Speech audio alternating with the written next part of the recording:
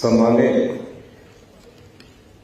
Health minister साहब colonel Dhaniram Shandil जी, सम्मानित हमारे सीपीएस साहब संजय अवस्थी जी, सम्मानित शिमला शहर के विधायक हरीश चिनाटा जी, सम्मानित हमारी health secretary M Sudha ji, सम्मानित इस आईजीएमसी की प्रिंसिपल महोदय सीता ठाकुर जी, सम्मानित डॉक्टर राव जी, सम्मानित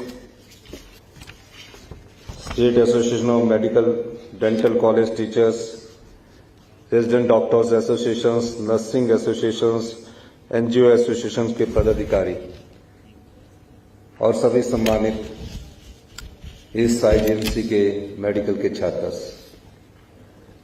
सबसे पहले तो मैं आप लोगों का धन्यवाद करना चाहूंगा कि आपके इस संस्थान में आने का मुझे मौका मिला। जब हम गवर्नमेंट कॉलेज शिमला में पढ़ा करते थे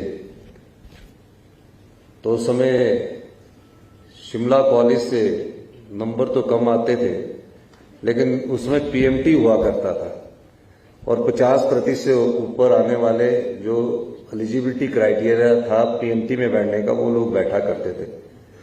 तो मेरिट होती थी 55-60%, पर गवर्नमेंट कॉलेज शिमला से सबसे ज्यादा आईजीएमसी में 15 से 20 लड़के पीएमटी में सिलेक्ट होते थे। अब तो हमारी उम्र के होंगे वो।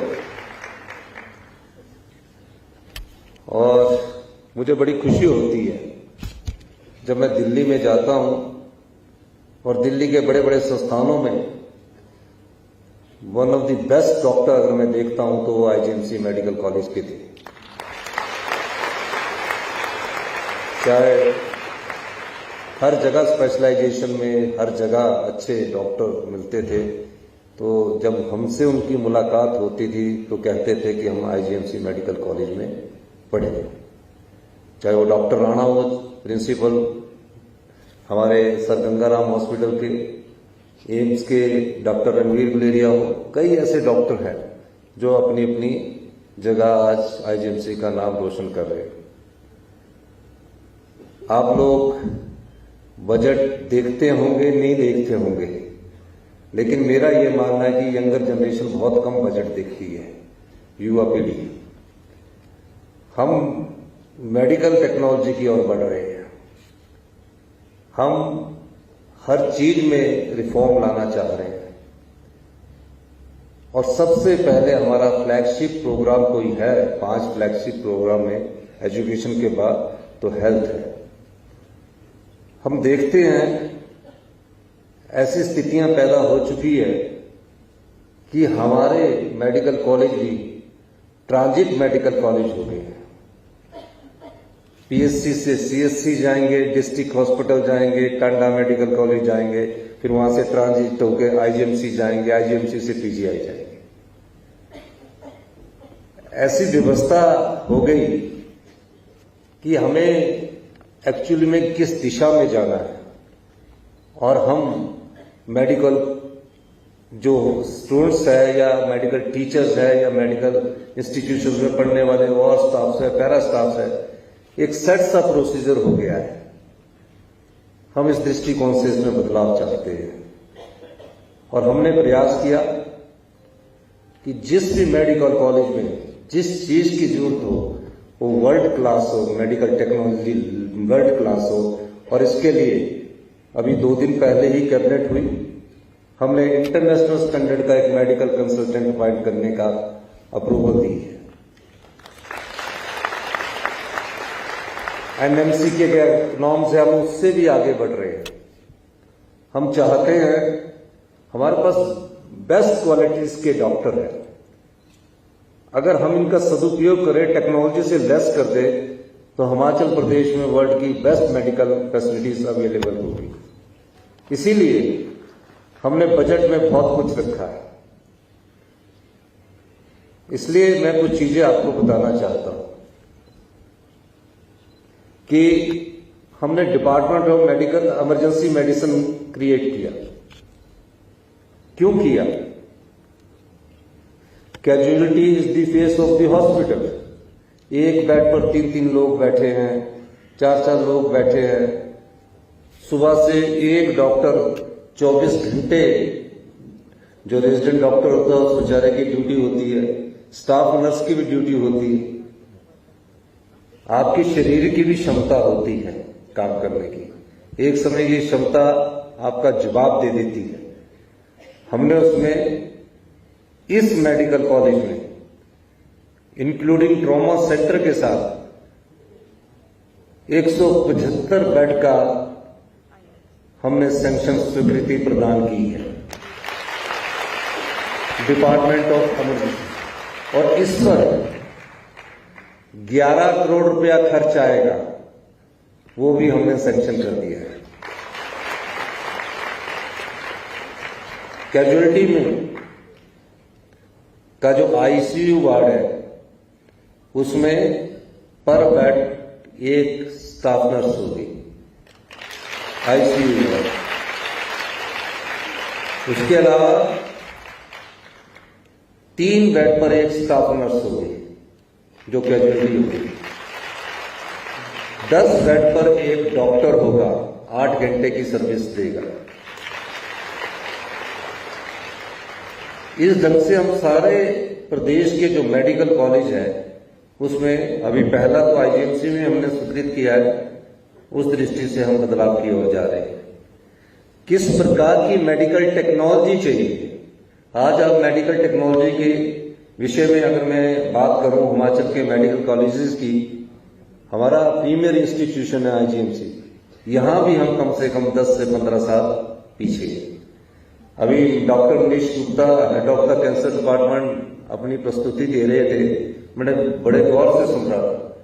अभी हम वो मेडिकल टेक्नोलॉजी ला ही नहीं सके जिसकी जरूरत इस मेडिकल कॉलेज में है। पैट स्कैन हम पूरे हिमाचल के सभी मेडिकल कॉलेज में पहली फेज में यहां और टांडा में 1 साल के भीतर स्थापित करने जा रहे हैं। मेडिकल एजुकेशन में क्या रिफॉर्म्स हो, उसमें नीति आयोग से हमारी बातचीत चल रही है। किस प्रकार की टेक्नोलॉजी आ रही है, किस प्रकार के हमारे जो डॉक्टर आगे भविष्य में बने, उस दृष्टिकोण से बात कर रहे हैं। 5G और लेटेस्ट टेक्नोलॉजी आने के बाद मेडिकल का स्वरूप चेंज होने जा रहा है, तो सरकार हर प्रकार से काम कर रही है। इसके अलावा हमीरपुर में हमने सेंटर ऑफ एक्सीलेंस की कैंसर का एस्टैब्लिश करने की बात की है। उसके लिए हमने 400 करोड़ रुपए का प्रावधान किया है, 400 करोड़ का centre for excellence for cancer care. ये क्यों करना पड़ा? हिमाचल में कैंसर के मरीजों की संख्या बढ़ती जा रही है। हम ये भी पता लगाना चाह रहे हैं आईसीएमआर के द्वारा कि कैसे हिमाचल प्रदेश में कैंसर के पेशेंट क्यों बढ़ रहे हैं। उस दृष्टि से भी हमारी सरकार बेस लाइन पर काम कर रही है। कौन कौन सी डिजीज, एक तो सीजनल डिजीज होती है, एक आपके शरीर में एक डिजीज पैदा होकर पता ही नहीं लगता और जब बाद में पता लगता तो कैंसर हो गया होता है। उस दृष्टि से किन किन चीजों से कैंसर हो रहा है, हमारी सरकार ने इस बार उसके लिए भी धन का प्रावधान किया है। जैसे पानी से है, पानी से वाटर बॉर्न डिजीज होती है। हम क्या करते हैं पानी को? हम क्लोरीन डाल देते हैं, हम ब्लीचिंग पाउडर डाल देते हैं। उसके इफेक्ट्स क्या हुए? पिछले दिनों शिमला में जॉन्डिस हुआ, पता ही नहीं लगा। उसके लिए हम पानी के किस बैक्टीरिया से और वायरस से कैसे लड़ना है, वर्ल्ड की one of the best technology हम यूवी रेस लेकर आ रहे हैं। यूवी रेस के द्वारा पानी में ना तो ब्लीचिंग पाउडर पड़ेगा, ना क्लोरीन पड़ेगा। कोई भी अगर बैक्टीरिया और वायरस आना चाहेगा वो किल हो जाएगा रेस के द्वारा। इस दृष्टि से भी हम आगे बढ़ रहे हैं। अभी हमारी सरकार को 100 दिन बने हुए हैं। हम बदलाव की दृष्टि से दिन प्रतिदिन मेहनत करके लाना चाह रहे हैं, चेंजिंग लाना चाह रहे हैं। इन सब के लिए पैसे की जरूरत है। और हिमाचल में तो डॉक्टर को बहुत अच्छे पैसे मिलते हैं, हाईएस्ट पेड है, एमएलओ से भी ज्यादा पेड है।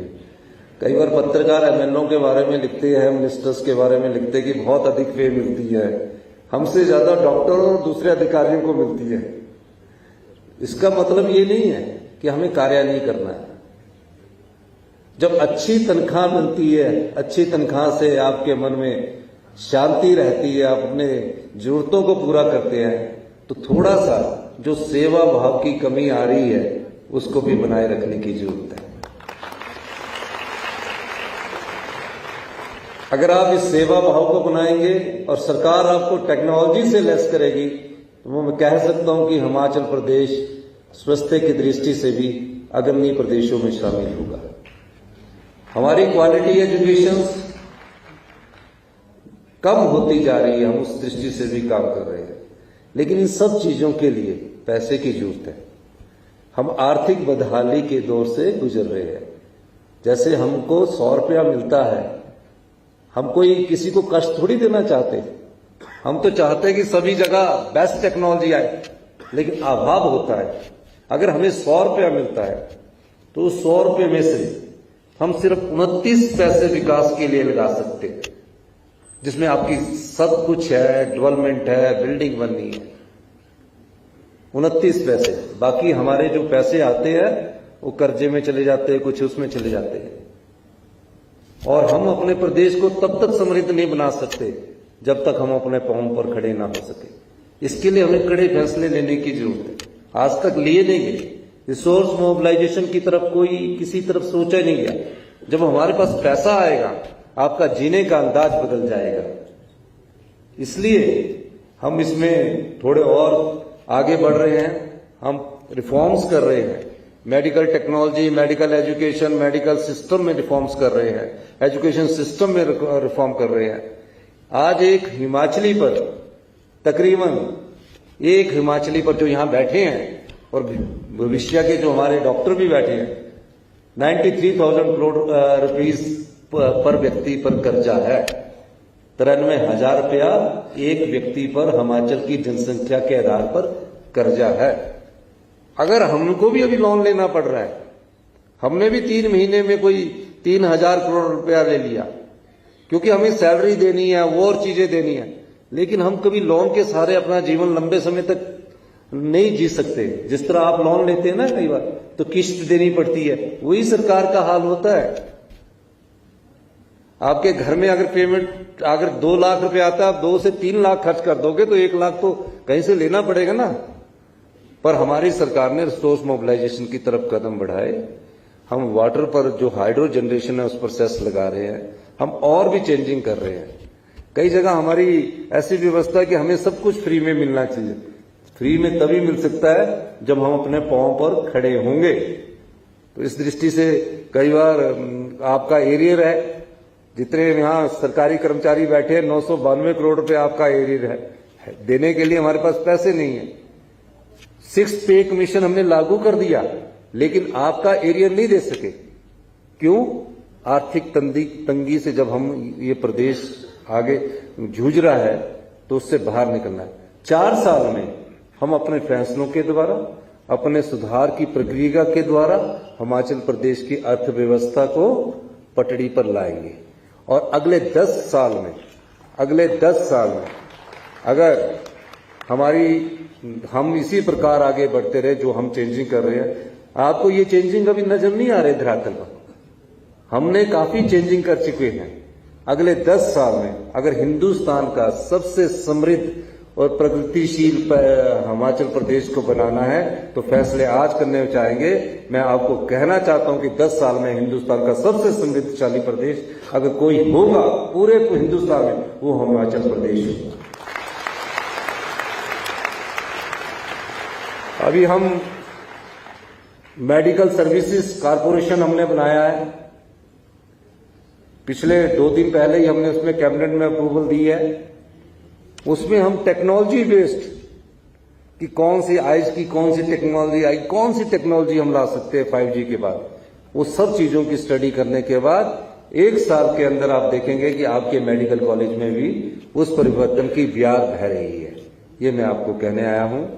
अंत में मैं इन्हीं शब्दों के साथ कि आप सब लोग हिमाचल प्रदेश के हैं, आप हमारे जो थोड़े बहुत कष्टदायक फैसले होंगे उसमें भी साथ देंगे और निश्चित तौर पर मेडिकल एजुकेशन को मेडिकल टेक्नोलॉजी से लेस करना होगा, मेडिकल रिफॉर्म्स करने होंगे, तभी हम इस प्रदेश को आगे ले जा सकते हैं। आपने मेरी बात सुनी, आपका बहुत बहुत धन्यवाद। जय हिंद, जय भारत।